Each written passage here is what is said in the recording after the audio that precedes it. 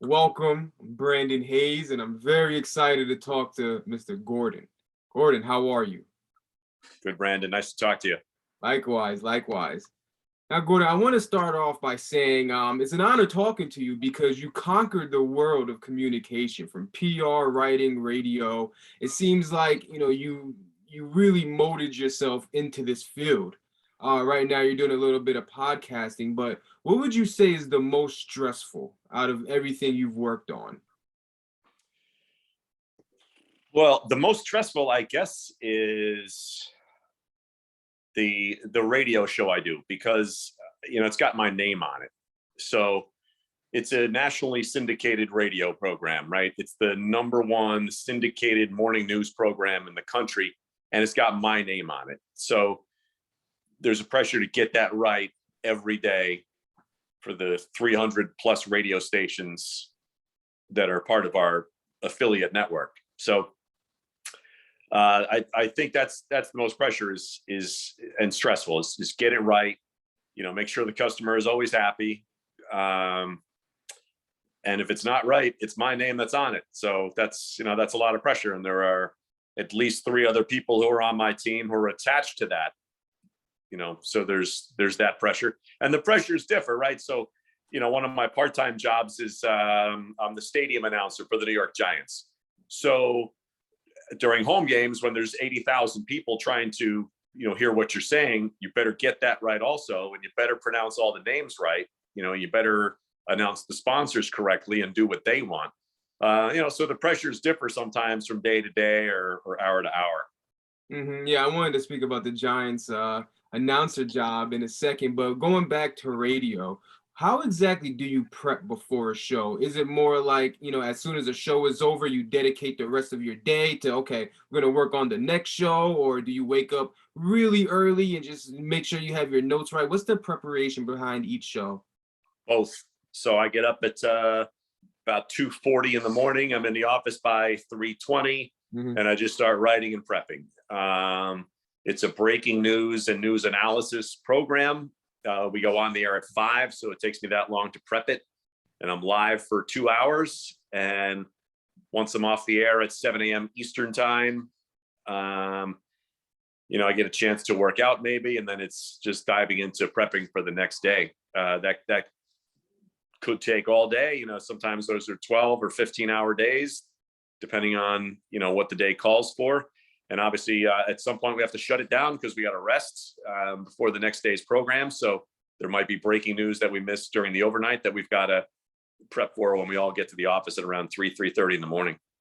Do you do so much preparation because radio is such a hard field, or is it because you want the show to be perfect? You want it to be up to your standards? Well, it's a matter of, we feel that we want listeners to be prepared for their workday based on the information we give them. So it may be, a tornado that happened in the Midwest that needs updating on. It may be breaking financial news from Europe. It may be a tsunami that occurred in Asia. It may be, here's the latest trends on buying a home, or why you should refinance now, or why it's a very difficult time to get a car, or why the store shelves were bare at Christmas. There's just a lot. We just jam pack a lot of information into the hour or 2 hours, depending on what your radio station carries. So there's just a lot of information. So we do analysis on the important stuff, but some things are just quick hits. Maybe just a one-liner like, Giants beat the Cowboys in Thursday Night Football last night, and that's it. That's all we'll touch on sports. It happens to be the biggest sports story of the day, so we'll throw it in. Sometimes it might be, the death of John Madden. That's the top sports story. So we dabble in almost everything. Spider-Man, the number one hit at the box office, making $250 million, pandemic record. We just give those little blurbs of information. So we hope that somebody says, hey, you know what I heard on the radio today? Spider-Man set a record. Or how about those tornadoes in the Midwest? What's going on with the stock markets? Like, we just want everybody to be armed with as much information as possible. That's why it takes so long to prep. We have to decide, how much are we going to jam pack? What can we do? What can we give the right measure of um, you know, justice to, for lack of a better term. Do you like, picking apart different topics? Like, one time you can talk about weather, then you can talk about what's going on with stocks, and you could, dive and touch a little bit of sports. Or would you prefer just to kind of just roll on one topic? Because, everybody needs to know everything what's going on. But on a personal standpoint, would you just wish that, you know what? I wish I could just talk about what's going on with the supply chain. There's nothing, or gas prices. It's ridiculously high. I want to just rant for like 20 minutes on how the price of gas went up for 5 cents? Or do you prefer to just, I want to touch everything? No, I like doing everything, and I don't rant. I'm not a talk show host. I'm a news anchor. So I'm an aggregator of news. So I'll tell you things, like what the Wall Street Journal has scooped, what the New York Times is breaking this morning, what CNN is reporting, what Fox News, says. I'm a total news aggregator. And I feel like that's what people want, or at least that's what our listeners want before they go to work in the morning, before they log in, before they start their day. They want to know a little bit of everything, so they're ready to sound like an informed human being when they get to the office or when they're on their first Zoom call of the day. Is that your goal? It's funny because I feel like with stand-up comedians, their goal is like, I want the guy to tell my joke, and during the water cooler, when you guys are talking. Is that your goal? Like, I want people to say my news, like what I have to say at work, or with friends. I mostly want people to trust me, and then as part of that, respond to the commercials that we play on the radio. Ultimately, I'm in the business of selling ads, right? I take the news very seriously, as nonpartisan as I can be. But ultimately, I want my product to be so good that you trust the advertisers that essentially pay my salary to a certain extent, right? That's what I'm in the business of. As our CEO likes to say, we're in the business of selling air, right? We sell commercials that you can't touch it or feel it. We don't sell products you can just grab off a shelf, right? I hope that I'm trustworthy enough that you will trust the information on the show. And as part of that information to trust on the show, it's a commercial for something like Harry's Razors or Dell Computers or Omaha Steak, something like that. Excuse me. Do you ever listen to other guys' radio show? Not really for not necessarily like inspiration or like, hey, I want to mimic one of the greats, but just listen to other guys' radio show and like they're not saying facts. I go by facts. I go by sources. This gets me I can't stand this. Or you just focus on yourself. You don't listen to anyone else except for your own tapes. There's not a ton of people that do what I do, but I do listen to other news anchors. Maybe it's CBS News doing 3 minutes at the top of every hour, on my way to work. I'll certainly hear that. But you're sort of mixing in the world of like radio talk show hosts. That's completely different from what I do. My show is on a lot of talk radio stations, but essentially I'm batting first in the lineup, right? I'm the first man at bat in the morning. And then the talk show hosts take it from there. They might focus on one topic for the entire hour, right? But I've given you like your 8-course meal. And then they're going to focus maybe just on one dish for an hour and try to generate phone calls. It's a totally different animal. So, I when I listen, whether it's a TV opinion journalist or a radio talk show host, I know when they're, pushing the limits on facts or maybe just picking and choosing what they want. I get that. That's what they do. That doesn't necessarily bother me. But like me, they also are trying to sell ads, whether they're TV or radio. And if they think that's what their listeners want to hear, they're going with it. Is there anybody out there flat out lying? I'd like to think no, but are there some people who pick and choose the facts? For sure. Yeah, at the beginning when I asked you what's the most stressful career path that you chose, and you said radio, and I definitely agree with you, because I feel like with radio, you're always worried about ratings, someone replacing you. I feel like you gotta have like a plan B through Z in your back pocket. But you work public relations, arguably the most stressful place in the state, New Jersey, for Department of Motor Vehicle. How did you maintain well, first, when did you work for PR for the Department of Motor Vehicle for New Jersey? That was roughly 2003 to mid 2005. It's about only like maybe a 2-year stretch. But I was the head of communications for, at the time, they had just switched their name from the Department of Motor Vehicles to the Motor Vehicle Commission, right? It was a brand new thing. The governor at the time, Jim McGreevey, had poured a ton of money into motor vehicles and basically said, this is a horrible organization. The people hate it, and they hate all the people that work there. Go fix it. So I happened to join at the time where they were introducing the first digital driver's licenses following, the terror attacks on 9/11. So everybody was making the move at that time. So it was a less stressful time to be there, only because motor vehicles at the time was in a more proactive mode. We were able to say, hey, look what we're doing in response to 9/11. Here's how we're trying to make things better. Go visit your local motor vehicle office in New Jersey and see the changes we've made, right? At the time, it was like, there's actually going to be somebody at the door who's going to greet you and tell you what line to go to. So you don't stand in one line for 3 hours and then realize you're in the wrong line, and now you got to go stand in another line, right? Just small changes like that were happening at the time. So it was fun to be like in a government agency at the time, which a lot of the time was on the front foot instead of the back foot.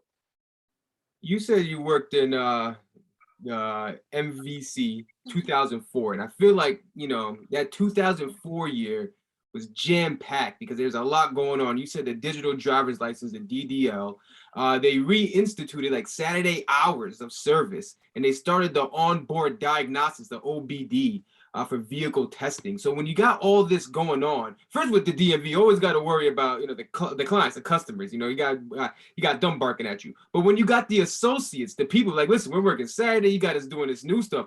Was it a lot to handle? How did you maintain your composure throughout that year? Well, for me, a lot of what I did was to deal with the media, and that was, the occasional phone call like, hey, so and so said it took 5 hours to do this or that. I'd have to deal with these little fires that would always pop up, but mostly we were just trying to communicate that, like, we're different. Go try it. See what we've done.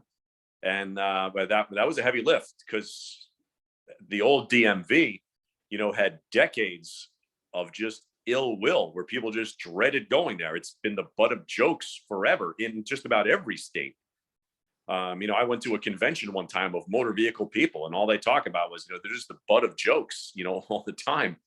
It was an agency, a state agency from New Jersey to California that, most people had to deal with once a year, maybe once every couple of years, and they just dreaded it. But New Jersey at that time made a real effort to change things. And it was, at the time, having to convince a lot of people who had been doing things maybe the wrong way for 10 or 20 years that they were going to now have to start doing things the right way, a different way, and they're going to have to start doing it now.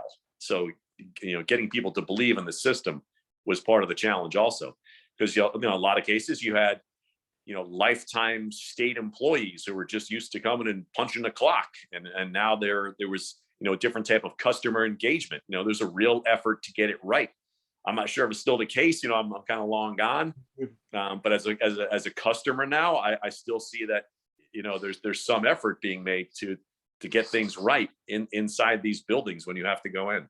I was gonna ask you, whenever you go to the DMV now, do you kind of pick stuff up? Like, listen, do you kind of see like, something should be worked on? I thank God I'm not talking to the press now, because I feel like I got a lot on my plate. Or is it just you don't even think about it?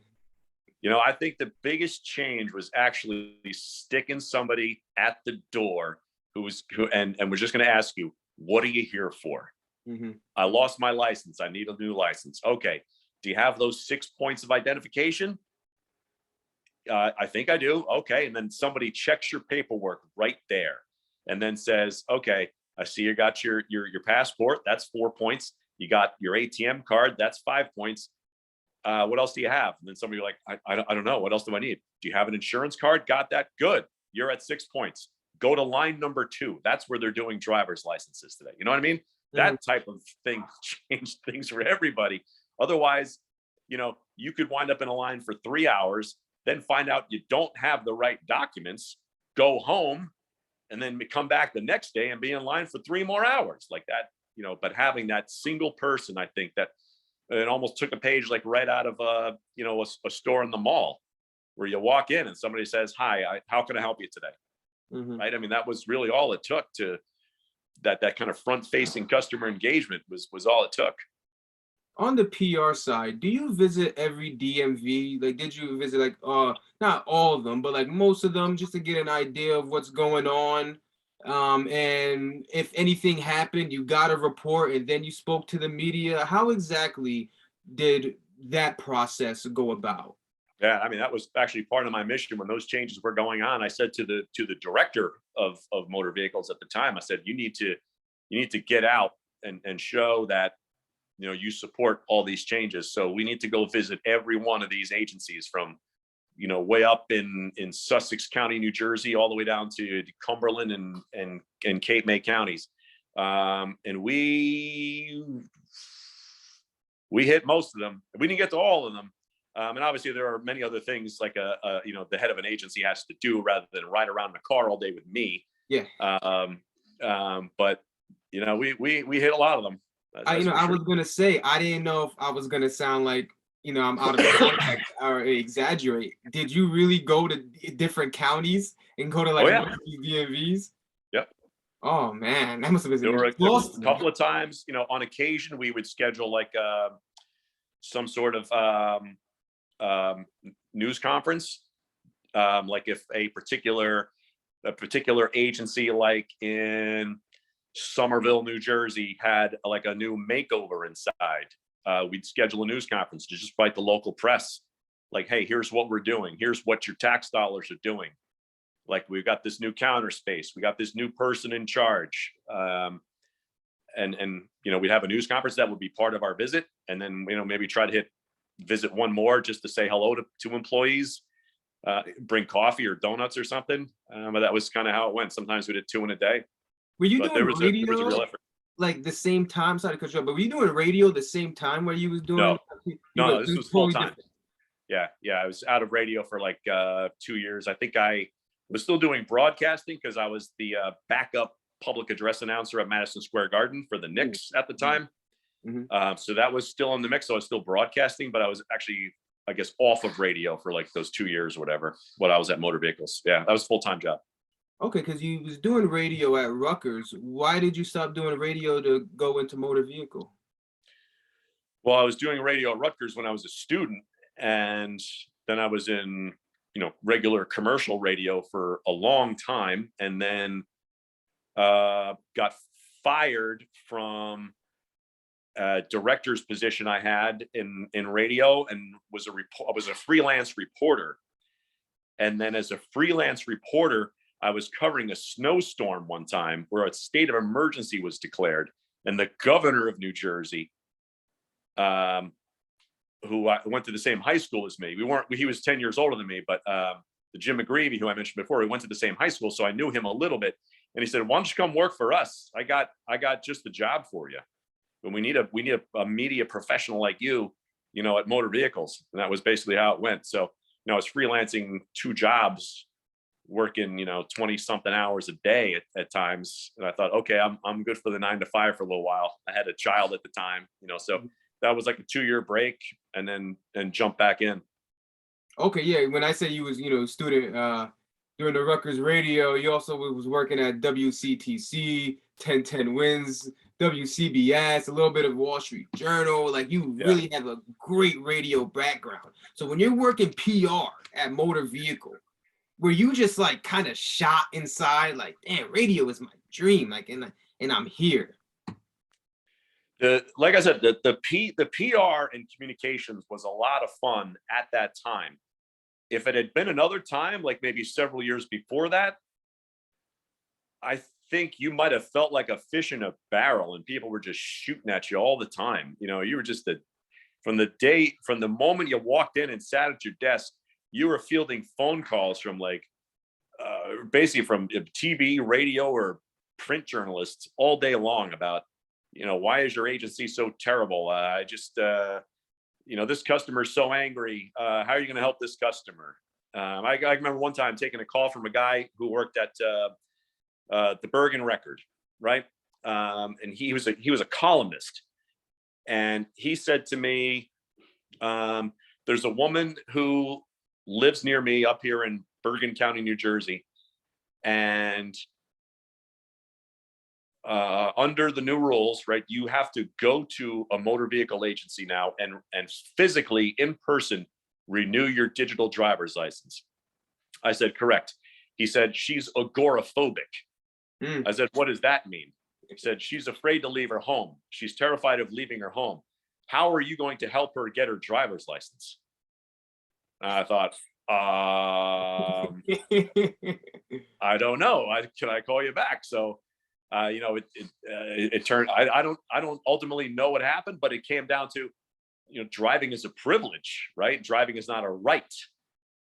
So, I ultimately don't know what happened, but that was kind of our response. I'm like, well, listen, you know, we're doing this for the safety of the country, basically, introducing digital licenses so people know who you are. And it might be an inconvenience for some people, but driving is a privilege, not a right. So I don't know if she ever got her license. I assume she did, but those were like some of the questions you had to field sometimes. Like, hey, you know, so-and-so had to wait 5 hours outside in the rain. Like, I'll look into it. But these were the types of things, like, conceivably you could have had to deal with all day long. That would have been exhausting. But I was there at a time where we had a chance to be proactive, and we were saying, hey, we're changing. You know, go inside one of the agencies now and call me back. Let me know how it was. Yeah, And so that was, and you know, check out the fancy new digital driver's license. Like, it's pretty cool. It's got some cool stuff on it. It's secure. So there was just a chance to be proactive, not playing defense all the time. So it was a different time, and I'm thankful that, you know, my timing was right.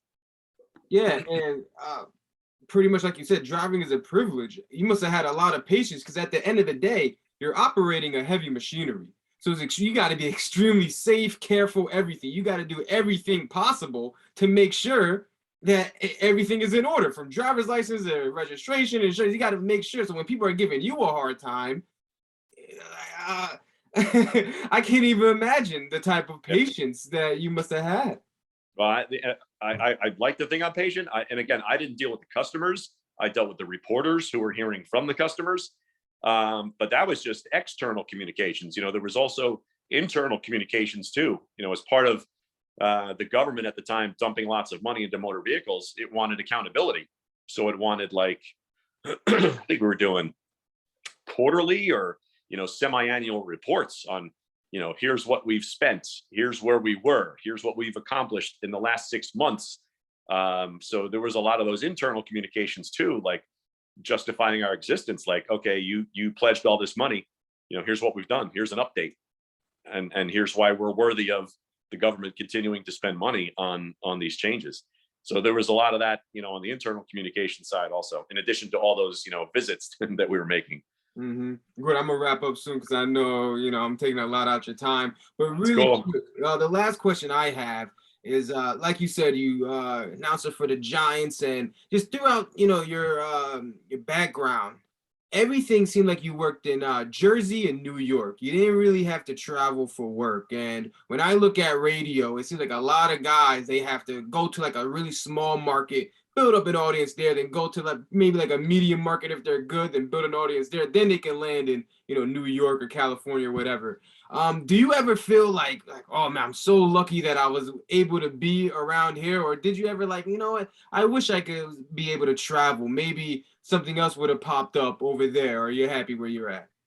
No, I was ready to travel, because the when I first got out of school, I started working at WCTC, with a local radio station in New Brunswick, right? Did Rutgers football and basketball broadcasts just like WRSU did on campus.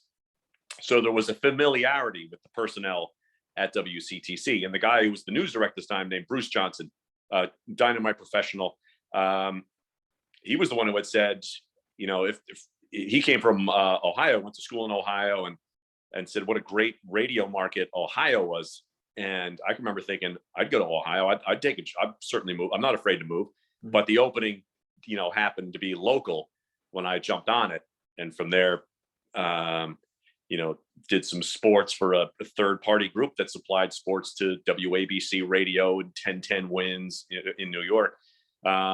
So just by the nature of being, connected to Rutgers and being connected to New York City in that way, that opened the door for me to go into New York at the time. So like other people might start out in a suburban radio station, then move to LA or suburb of Chicago, and then eventually move into Chicago. I mean, that was basically how it worked for me.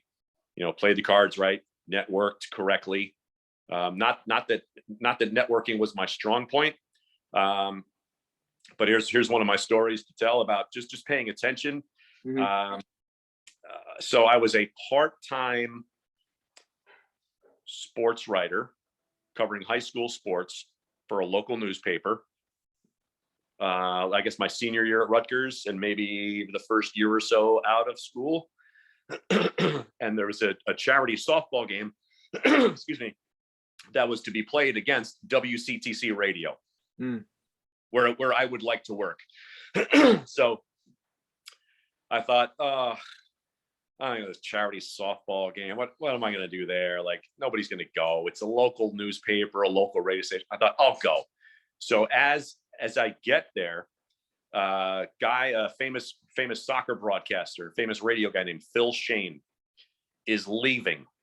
And he says to me, I know you do some broadcasting or have done some over at Rutgers. I'm leaving here to take a minor league baseball play-by-play job. If you're interested in replacing me, I'll put in a good word for you.